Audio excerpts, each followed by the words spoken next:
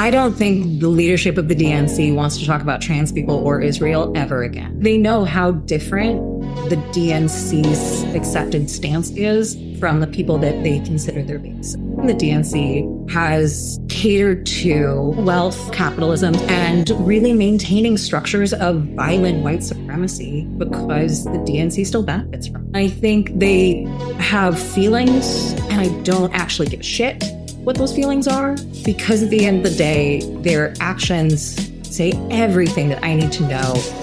Hello, and welcome to Power Beyond Pride, a weekly queer change-making podcast bringing you voices and ideas from across our fierce and fabulous spectrum to transform our world. I'm Kate, high hard femme in residence, and I'm just one of your co-hosts on today's Queercast journey. Today, I'm joined by... I'm Mattie, the hostess with the mostest. I am an actress, comedian, lover of all things, creator of very few, but yes, I'm a dynamic person all the way around. I think so. Hey, I'm a Leo. And I'm Daniel W.K. Lee, poet, author, and wannabe house husband. And once a month, some of us at Power Beyond Pride gather in what we call a Reply All, where we focus on issues or questions impacting activists, share insights from our own work across communities, and take some questions from the Power Beyond Pride mailbag. And I'm going to get us all started. There have been recent reports that indicate Meta has appointed an anti-DEI, anti-LGBTQ conspiracy theorist named Robbie Starbuck as their AI bias advisor. Now, for those who don't know, Robbie Starbuck, he's a right-wing influencer, failed filmmaker, and failed congressional candidate, and according to The Advocate magazine, was appointed to make Meta's chatbot less quote-unquote woke, and that he believed, quote, pesticide turns children LGBTQ+, and that the COVID-19 vaccine caused Matthew Perry's death. Do you think he's the right person for the job? I mean, I'm sure he'll make Meta less woke. I don't know if I think that he's the right person for the job, to be honest with you. But I'm also a little leery about any of the fact checkers that are out there right now, or the, I guess, advisors that we want to say about information, because a lot of people have their own different interpretations. So I don't know. I think it's interesting that they chose him to be the keeper of less woke chatbots. Yeah, I think he's certainly going to make Meta's chatbot less woke. I think it's a question of what job they think he's right for. And I think if we look at Meta and their business practices, we can say over the last 8 to 10 years, but let's be realistic. Let's not forget that this is the platform, that was started out of a dude who wanted to sexually harass and judge women that he couldn't speak to directly. And eventually they evolved into a platform that did things like force people to use their legal names, regardless of what that looked like, kicked people off. There is rampant abuse, trafficking on that platform that no one's ever been interested in. And so if we're going to talk about Meta, what is the job that they're looking for?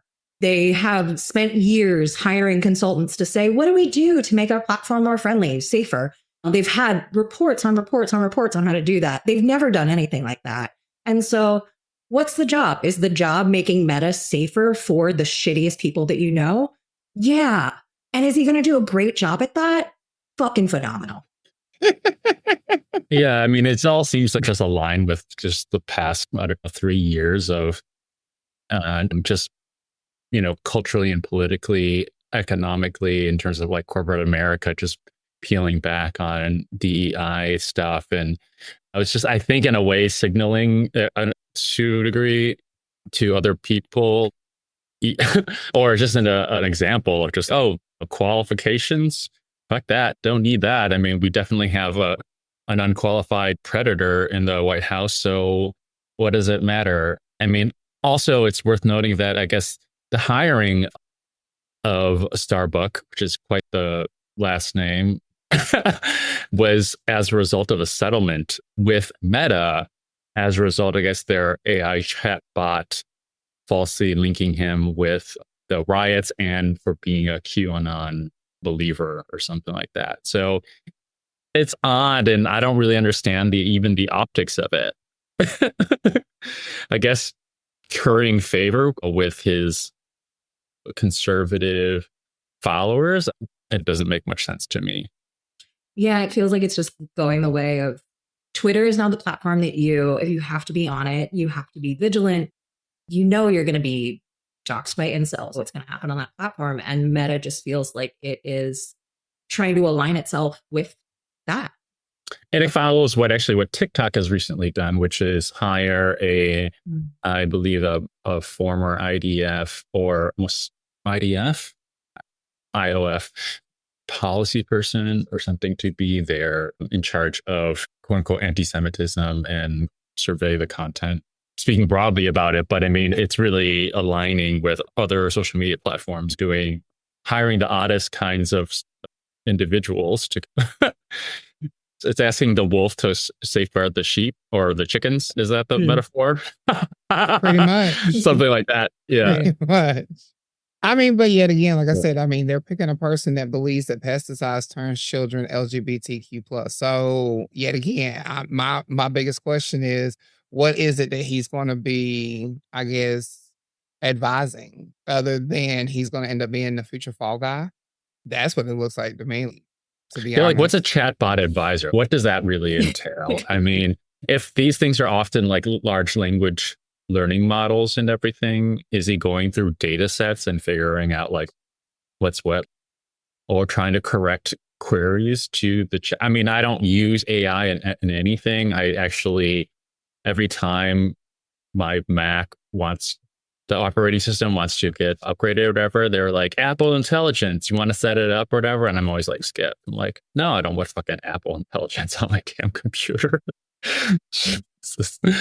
You're not by yourself. I feel the same way about AI and ChatGPT. I'm like, how much can we really truly trust it? One, but I don't know. I think, in all honesty, if he's going to be advising the chatbots, that does take me back to AOL and to the chat rooms of Yahoo Messenger days and Hotmail days. And it's okay, is he going to be that scary man on the other side of, I guess, Bitmoji, and you don't really know who you're talking to?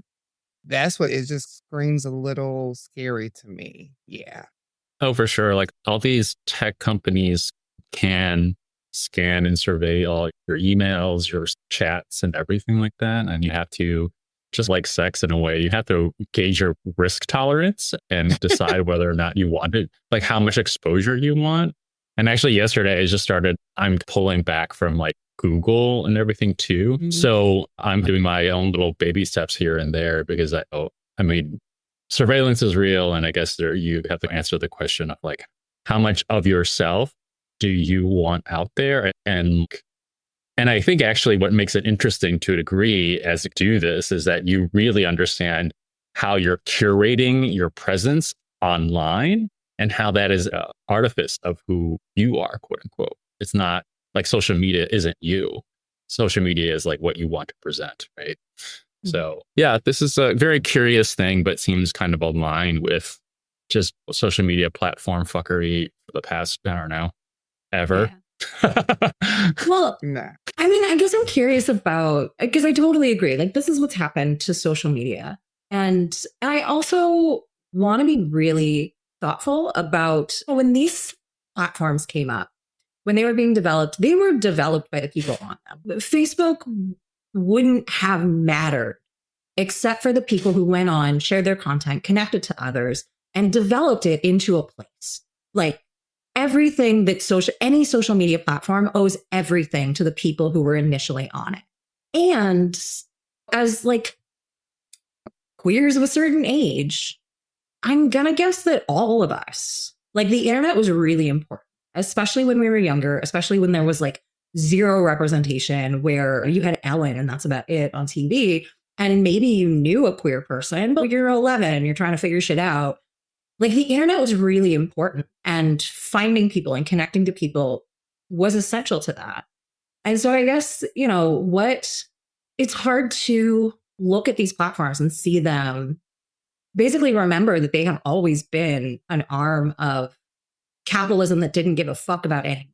And they've really embodied, that's what they have lived into. What does this mean? I guess, like, when you are trying to figure out your identity and the internet is the safe place where you can't talk to your family, maybe you're in a small town, maybe you're just too young to leave the space that you're in. The internet was so important, at least to me when I was growing up and trying to figure out who I was and what my sexuality looked like, especially as a queer person, as a mixed race person. I feel like we're almost ceding the space, even after we were the ones that built it, that made it worthwhile. And now it's being taken over. Now it's being abused. Now it's showing its true colors. And I'm wondering, like, are we ceding space that we shouldn't? Is this just going to die and something else comes up? Because that is still so important, especially to like young queer people who are trying to figure it out. And especially as we're losing more representation. I was gonna say, I do want to play devil's advocate for 2 seconds though, because in a way, yes, I do agree with you, Kate. Like for a lot of the generations, I remember when you was talking about how it helped you to get out of the area you were in. All I could think about was Reading Rainbow, and I could think of the theme song that could take you anywhere. So the internet for us, when we grew up with AOL and Yahoo and all these different things, it was a way for us to get outside of where we were at that point in time and to get things. But on the flip side of that, I am a little nervous about what young people can learn on the internet because it is such a vast array of information, especially now that we know a lot of the information may not be fact checked or may not be accurate. So do you think that there should be some type of advisory to it? But at the same time, where do we draw the line at what's considered advisory and what's considered oppression of freedom of speech? Because that's where I'm getting at. And you know what I'm saying? That's why I look at it at. Oh, that's absolutely valid. We should be going through education about sex and gender and identity from the day we're born, and we should keep learning until the day we die. And so, part of the reason why we're on the internet seeking things out, and you remember the shit that we used to believe. You remember the crazy, I absolutely know that Pop Rocks and Coke are going to blow up your stomach, and you just believe that for your entire life until someone does it in college and doesn't die.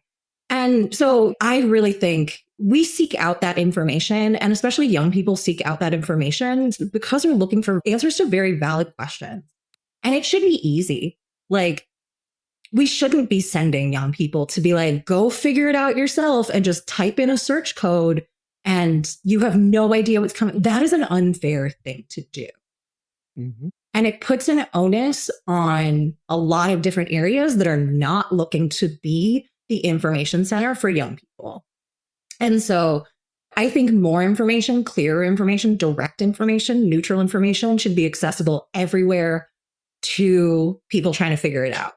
And so I think part of this is about making sure that information is available from places. And so I think what you're talking about is such a bigger problem when we don't actually commit to educating people or talking to people in ways that are comfortable and are safe, because that's when you seek out the only person who's willing to talk to you. And sometimes, especially like on the internet, that's not a great source, but it's what you're looking for when you have nothing else. And that's unfair. Yeah, I mean, I hope that the consequence of this thing is more offline kind of seeking and knowledge garnering. Because honestly, I mean, I guess a little bit of a different generation that I didn't use the internet really to meet people, queer people as a young person. I went to a queer youth group, to different ones and stuff like that, to meet people and get my information and everything. I mean, I'm not saying that all young folks will become social media Luddites or whatever, or just eschew it, but yeah. I think there's a kind of a fertile ground for young people to pull themselves offline and to engage in a kind of an old school way. And maybe that's just me being hopeful, but you never know. I mean, I think you're right, Kate, and I think we have ceded ground, and maybe it's because it's a part of a general feeling of disaffection and disempowerment. Well, at this time, we do need to take a quick short break, but we will be back very shortly here on Power Beyond Pride. We have so many topics to discuss on this episode of Reply All, and so stay with us, and we'll be right back.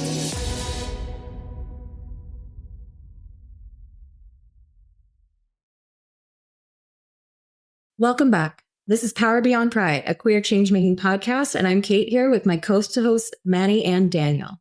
That a really interesting conversation, and I'm excited to pivot us a little bit.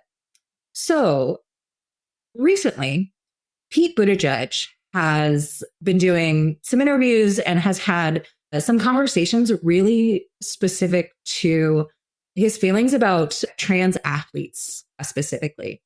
And so he got some blowback. And then on Monday, I was speaking to NPR's Steve Inskeep and tried to clarify some of his comments.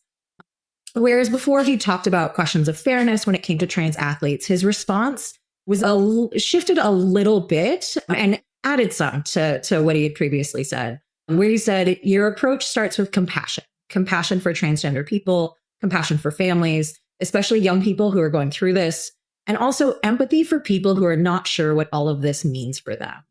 I think that when you do that, that calls into question some of the past orthodoxies in my party. For example, around sports, where I think most reasonable people would recognize that there are serious fairness issues if you just treat this as not mattering when a trans athlete wants to compete in women's sports. Steve Inskeep followed up and said, meaning the parent who's complained about this has a case. And Pete responded, sure. And that's why I think these decisions should be in the hands of sports leagues and school boards and not politicians. Least of all, politicians in Washington trying to use this as a political pawn. So, first and foremost, what are y'all's thoughts? It's so idiotic. It's so idiotic. It's so idiotic. It's not the hands of politicians, as though sports leagues and school boards aren't politicized. That doesn't even add up anyways. That doesn't add up anyways. But what it shows, at least to me, is that Pete Buttigieg has a trans issue illiteracy. Like, he doesn't actually know how to talk about trans issues, refocus on actual trans issues, rather than getting mired into something that no one really is not a real thing. Like, there's not so many trans athletes in these high level, like, world championships and the Olympics or whatever, that, like, it seems like it's blowing up and it's becoming bigger than what really should be talked about, which should be healthcare access and employment and all these things. And instead of doing that, instead of saying something like, oh, actually, if we want to talk about trans issues, let's talk about these things. And I know there are some trans folks who are really invested in trans people in the military, but those are a small minority to trans people I know who are invested in healthcare and employment and the basics of life, or even violence. So it seems like he just wasn't savvy and also just doesn't know. I mean, I do agree with you, Daniel, on that one, because I think at some point in time, why does it matter? And this might offend somebody and some people, and I don't mean it to be offensive, but why does it matter? Because does it matter if a person is a man playing a sport? Does it matter if a woman's playing a sport? Does it matter if it's a black person playing a sport? Does it matter if it's a white person playing a sport? Same thing with trans. Because my biggest argument I think I have with people who have an issue with trans people in sports is that you still think they're coming in as their former gender, and they're not. If a man has transitioned into a female and is now playing in female sports, their body is made up like a female. Like, they're not coming in raging in testosterone and oozing with all this masculine energy. They're already transitioned into a female. So therefore, it's still a female coming into a female sport. So I think when we start talking about politics and school board, it's all a smokescreen to me. I feel like they're still using that, like you said, Daniel, to draw your attention away from the fact that we have bigger issues when it comes to the trans community, like gender affirming care, housing, hate crimes, people dying. Like, these are issues, the bathroom bill, like these are more political bills that need to be discussed than children playing sports or people in sports in general. Because like I said, if we let females, I mean, there's school districts that let young women play football with young men, but that's okay. That's fine. But a trans student cannot compete in the gender that they affirm in. What's the difference? I also think that these are the comments and opinions of people who are not around intense athletes. Like, whatever you were born, whatever you were assigned, however you identify, if you have been training for 10 years to play football, like, there's some physical dynamics to it, and there's also running backs. This is not a serious conversation when it comes to trans folks. It's also not a serious conversation when it comes to sports. Wait, and the question I also want us to talk about is, when I see this, sure, it is absolutely a messaging issue. It is absolutely a political issue. When I see this, I see democratic white gay assimilation politics. 100%. And I see someone who really wants to run for something and really wants to be a non-scary gay person and is really trying to ingratiate themselves to people who do not know and are afraid of this topic. And I think that says a lot about the DNC. And I think that says a lot about who we allow into leadership positions. And I think it also says a lot about what the DNC considers leadership. And because if you're saying like, oh, this is a non-political issue, I'm going to leave it to school boards. Are you kidding?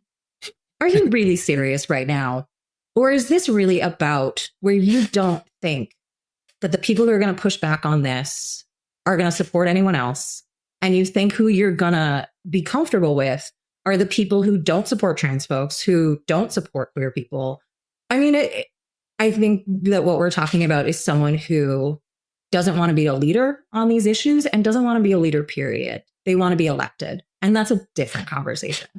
And to what both of y'all said previously, I think what Pete did was he tried to talk on a topic that he thought he knew information about, and then realized that he didn't know enough to fully stand on his own 2 feet. So then he tried to usher it back real quick and say, well, I think this should be left up to school board. Well, no, you done put it out there now. Like you done brought the topic out. You can't bring it out and then come back and say, well, it should be to the school boards and it shouldn't be political. Well, but you made it political. So yeah, there's this calculus that, I mean, to what Kate is saying, there is this calculus that the DNC and their prospective electables, quote unquote, are making with respect to throwing out their solidarity with people within their alleged community, like LGB. That's what like Pete is trying to basically say, because by seeding this idea that trans athletes or trans women are different from other women in women's sports is the erasure of saying, oh, you're actually not a woman. And that's fucked.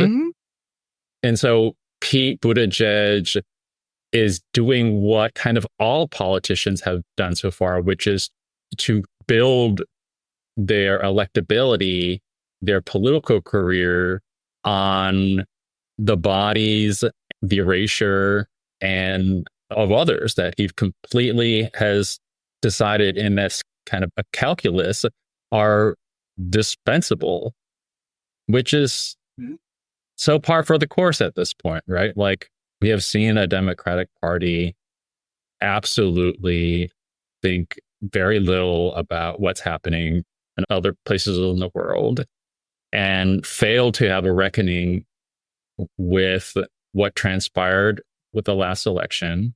It's like they're it's not even ideology. They're working with the idea only of opportunism.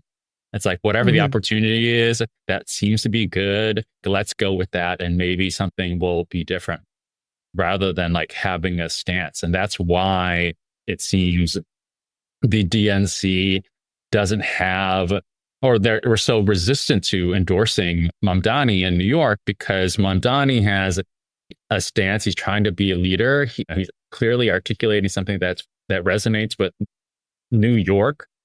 And this kind of idiotic, like treating him like he's like a leper is so toxic, and so it's not even strategic either. It just makes zero sense. And it's sad because what the Democratic Party seems to be doing yet again is trying to prop up a minoritized, quote unquote, identity. He's still a white man, but a minoritized identity so that they can get the quote unquote left or woke liberal or something like vote that didn't vote for Kamala, not because she was a woman or biracial or whatever, but all data points to not voting for her or sitting out because she supported Israel. Like, that's it. And they don't want to have a conversation or reckoning about that simple fact. And now we have, I don't know, whichever milquetoast candidates out there who are the lesser evil, trying to get elected. And, the people who have opened their eyes to all this fuckery are just, I think it's going to happen again. Just sit it out and be like, nope, you haven't learned your lesson. Another 4 years of, I don't know, the couch fucker or something. Well, can I ask this, Clay? You so crazy. JD Vance got hassled in a really amusing way, being called a couch fucker at the Capitol. That's great. Couch fucker and Pope killer. Yeah. Oh, wow. 2 names in one day? All right. It's chef's kiss. If you're going to heckle, But I do want to ask the question. So do we think of these topics like with trends in sports and even Israel? Do you think that the DNC is actually using these topics and platforms because they care, or is it because it's just another platform they think could get them reelected? Like you were saying earlier, Kate and Daniel, is more of a platform to stand on versus I really care about these causes. I really want to debate these issues. I really want to find something that could help alleviate these issues, but instead it's more of a photo op and a platform to get more votes. I don't think the leadership of the DNC wants to talk about trans people or Israel ever again. Mm-hmm. And I think it's because they know how different the DNC's accepted stance is, how different that is from the people that they consider their base. I think that for a very long time, the DNC has catered to still wealth, still capitalism, still carceral capitalism, and really maintaining structures of violent white supremacy because the DNC still benefits from it. And so I don't think they want to talk about any of those issues. And I think that the people that do, we see how marginalized they get. We see how unsupported they are. We know exactly what happened to Cori Bush. We know what happened to Jamal Bowman. We watched it in real time. And we saw exactly how the DNC does not support, especially Black leadership. Mm-hmm. And so I don't think they want to talk about either. And I think they have feelings, and I don't actually give a shit what those feelings are, because at the end of the day, their actions say everything that I need to know. And their feelings are about them and God. Yeah, I agree that I think that if they want to talk about it, they perhaps would. But really what they have failed to do is articulate a vision of what voters should vote for, which is like, they haven't really, Bernie did it, but he's not, he's a quote unquote Democrat, I guess, but or I guess technically independent, but caucuses with Democrats. But the Democrats haven't offered a vision of what to vote for. They've offered only to try to scare you into so you don't vote for the other guy. Well, that's not anything anyone wants to do either. And that's why you have 19 million people who sat out the election. So yeah, I think this goes back to what I was saying before, that they're just trying to be opportunistic and be part or make themselves quote unquote relevant within a discourse, a public discourse, so they can put their 5 cents, even though the 5 cents absolutely means nothing. I don't have I haven't been a Democrat in a long time, and I don't have a lot of hope for them in this cycle either, because just as I was saying, they don't have a vision. They haven't articulated something to vote for. I wish progressives would mobilize and do the very hard work of empowering another party. It's incredible. I mean, I used to be a kind of active person in the Green Party, and there are so many systemic like obstacles, not the least is money or election commissions. They're incredibly, I mean, they're basically in bed with the existing power structures of the parties, like creating fewer options for people to vote for something. So I don't know, like our democracy needs democratizing, and I don't think, and it's not sexy, and I don't think people have the kind of fortitude to fight for it at this point.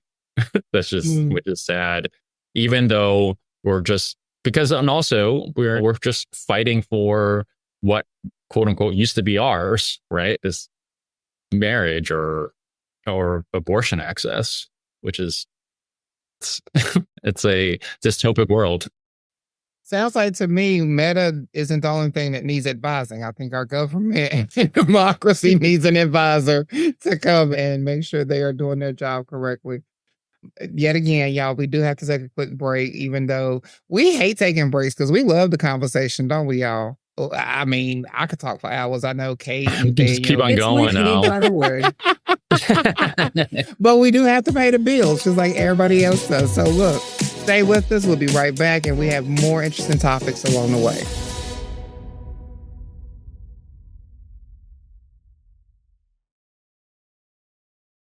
Welcome back to Power Beyond Pride. I'm Kate, and I'm here with my co-hosts Mattie and Daniel, and we are queer change makers ourselves. It's time to check our mailbag for your questions. Our first question comes from Charles, and Charles' question is, what are some of the emotional and psychological challenges LGBTQ plus activists face in their work, and how a community is creating support system to prevent burnout and promote long-term engagement? Who wants to take that one first? I could talk about the emotional and the psychological challenges that we face as activists. I will say definitely as an activist in general, being the activist itself is an emotional, psychological challenge and journey because you have to constantly keep yourself in check. I know for me, I do. I have to make sure that I'm always staying true to my cause. I always have to make sure that I'm staying true to my word and I'm not contradicting myself or I'm not being hypocritical. So I know for me, the emotional part of challenge of it is just making sure that my head is clear and I stay grounded so that I can continue fighting. Now, also as a LGBTQ plus member of the community, that in itself is a whole nother box of tricks because I got to be able to hold my head up high just being Mattie, not activist Mattie, but just being Mattie. So I will say, yeah, just trying to stay true to yourself and not be hypocritical is one of the biggest emotional, psychological challenges that I deal with. I think in this question, they also answered it. I mean, burnout is so real for activists. Some of the emotional challenges about being an activist in general, but especially an activist working out of your own experience, your own identity, means that often you're also working out of your own trauma. And you are trying to figure out the difference between healing and activism. And especially if you're not surrounded by activists who have gone through that process. I know for me, so much of my activism was rooted in trauma. I was rooted in trying to figure out how to heal that trauma with very justified rage. And that is a recipe to just destroy yourself and wonder why you're not healed at the end of it still. I think that's just one of the challenges that I really want to name, alongside of you give everything, you give your resources. It's hard to, you're broke all the time. You're living on, I don't know about anyone else, but like when you throw an event and afterwards you're like, well, I didn't get paid for it, but I'm going to take the leftovers and then I'm going to eat this tray of rice for 3 days because that's what's left over after the protest. Yeah. Like those are all really hard. And so I think one of the things that I've seen in community, especially queer community, is a commitment to organizing and create social support systems for activists, for activism, for community engagement that are rooted in joy and love. Like, I think with LGBTQ activists in general, like, we go to a protest to meet the next person we're going to fuck or date or been with. We figure out, I think it's ACT UP who said, we protest all day so we could party all night. And so I think preventing burnout and promoting long-term engagement, the ways that I've seen it, the ways that I've experienced it, is creating spaces that embrace that very justified rage. And remember that the root of what we have to do together has to be joy and love, or else we're all going to burn out and quit. And we're going to come back for a very long time if this is the place where we find our people and love each other. Yeah, I think what you said is, I think what really struck me, what you said, is that this work isn't your therapy, isn't your healing per se. And I think that kind of, if you take a step back, you have to acknowledge that, like, the work shouldn't be an extension of your ego, or it's not your personhood, even though you might be close to it, that you need to actually strike a balance between your quote unquote activist life and your regular life. And even as intertwined as they may be, still being able to, like, find value in yourself that's outside of the work, quote unquote. And I think that the kind of that serious parsing will help strike a balance and give you that power to be like, you know what? I'm not going to answer that text. I'm going to turn off my computer or laptop, and I'm going to disengage with those problems because I don't want to, I don't get paid to, and these things. And, like, the long-term ramifications of this constant, like, pouring yourself into it is burnout, is the engagement dwindling, thinning out. And just speaking to your, like, systems of support, I think what would be beneficial if I were to be prescriptive to organizations or activists is to bake into your kind of your programming and your professional development, like, these opportunities to let off steam and try to get that funded. Because again, long term, this can't be sustained, and there is truly a justifiable reason to keep your employees and yourself happy to maintain that work. And funders have to be like, oh yeah, that makes sense. Let's fund retreats where we're not talking just about the work, but actually we're just trying to be people with each other. And that kind of support and sharing space is a part of that work, but not necessarily directly. And I would encourage folks to look at those and try to make those opportunities happen. And again, try to get that funded, because it really needs to be part of that structure, that system, to let ourselves continue to be on front lines and not front lines. And I would definitely also to add to everything that we've all said was the biggest thing is, like you said, Kate, the answer is in the question is community. Because also too, we have to remind ourselves that, like you said, the people who sponsor the events, let's say, for instance, all three of us are activists. And if you're doing an event, Kate, and me and Daniel are attending, as community of activists, we should also pour back into you after the fact and say, okay, what do you need from us as a community support member? Because a lot of times we forget in activism, we have the people who are on the front lines, but it's the people in the background that do just as much as well. Because when that person gets tired of being the activist, the face of it, we as a community should come back and pour into that person to continue to give them the energy to continue to do that. Because I think a lot of times we have conversations about creating systems, but instead of creating a system, let's just be the community that we're supposed to be. Because if we stand together, it'll make it all easier. But that's how it should be. Like, I think that, because you're right. How many times have you put it all out there? And Daniel, we've all experienced this. And the first question we ask ourselves, did I give enough? Did I care enough? Did I do enough? Because you never hear those responses back. But then what we do here is in 10 minutes later, okay, well, but I need you to come and do this now. Now you finished this event, but now can you come and sit on my board to help me do this? And it's like, we gotta be able to feed into each other and to be that safety net for one another, to be able to recharge each other. Yeah. And it's actually invaluable too. I just want to add that like have friends that are nowhere near your work. Because honestly, sometimes it's actually your quote unquote community that disappoints you. Yeah. Like if you threw an event and no one within your field or community showed up, they're kind of the problem for you that at that moment. And so the person that you want to be like or to let off steam with, hopefully, is someone that's not anywhere near it.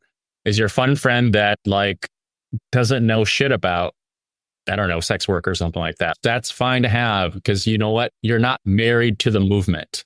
Exactly. So, yeah, that's my best bit on that.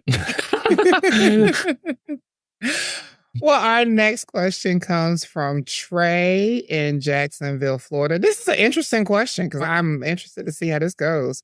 Why is it more acceptable for a woman to be openly lesbian or queer affirming than a man to be openly gay or queer affirming? Misogyny.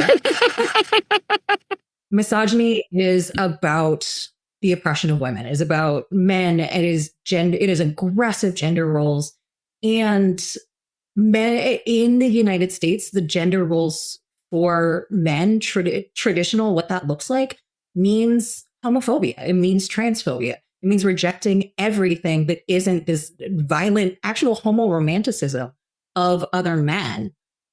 And so the same, it's okay for a woman under those conditions to be openly lesbian, because if you view love, quote unquote, as an oppressive heteroromantic structure, then you're a woman who also wants to oppress and violate another woman. And that makes sense.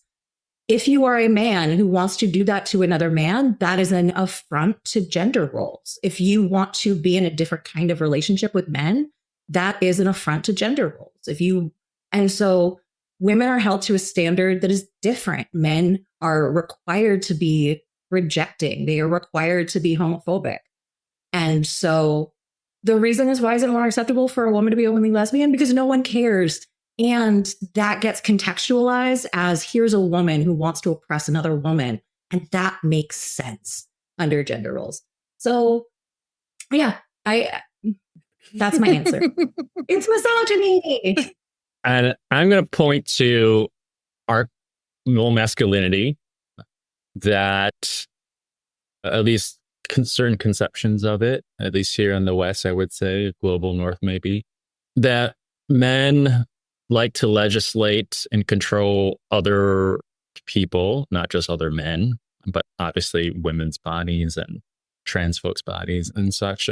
And to being gay is an affront to masculinity, right? It's a relinquishment of all the power, your quote unquote God-given power to have dominion over others and to have the potent, procreative power and to dominate. And so my feeling is that it's hard to be openly gay because it's rejecting the kind of understanding of what being a man is. And that's not acceptable.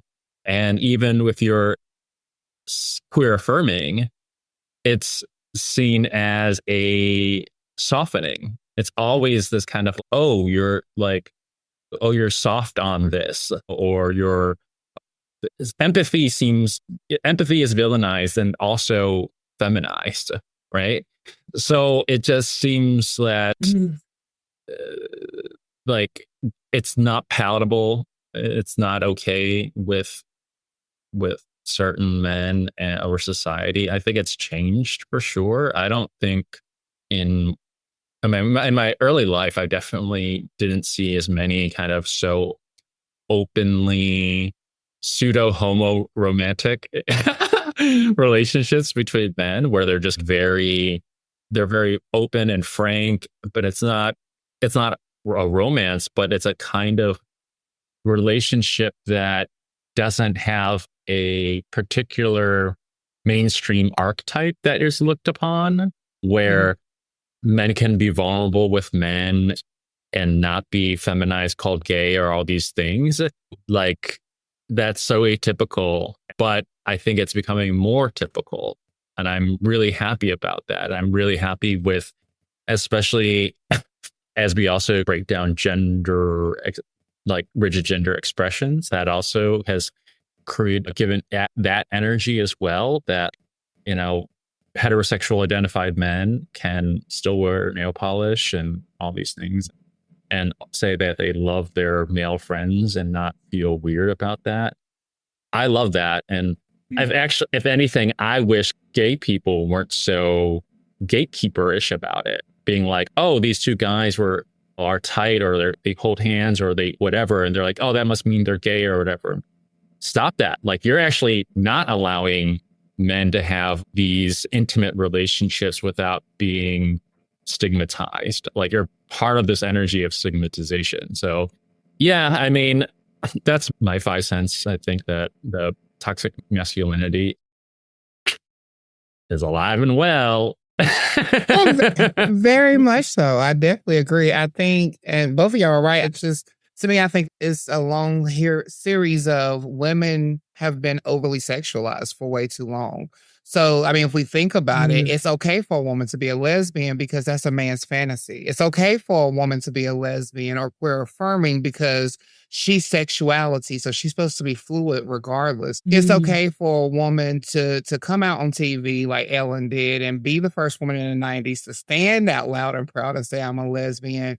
But it's okay because not only was she a lesbian, but she's also a comedian. She's also not what you would typically find. Like, I remember watching an interview Barbara Walters did with Ellen DeGeneres, and she said that people refer to her as the younger version of Joan Rivers because they're not really pretty, but they got a little bit of looks and they're funny. So it's a whole package. And I was like, well, first off, that's how we view, like, I think it's a fucked up situation. That's how we view women, but that's how we view women. So now, even going back to just women in general, whether it be lesbians, heterosexual, cisgender, trans, intersex, look at how we've treated women over the years. I mean, I'm going to be honest, growing up, Wonder Woman was a whole lot cooler than Superman, but Superman got more leverage. You know what I'm saying? He got more screen time. He got everything over Wonder Woman. And I'm like, but she's got an invisible plane. Do y'all not understand? This woman is so much more, and she can reproduce, but that's a whole nother conversation because she's an Amazonian, and Amazonians are considered to be asexual people. But like I said, that's a whole different conversation for another day. But instead of looking at their strength, we look at women as sexual objects. Like, I even remember watching Insecure, and there was an episode where a girl was dating a guy and he had gotten his dick sucked in college. He tried it.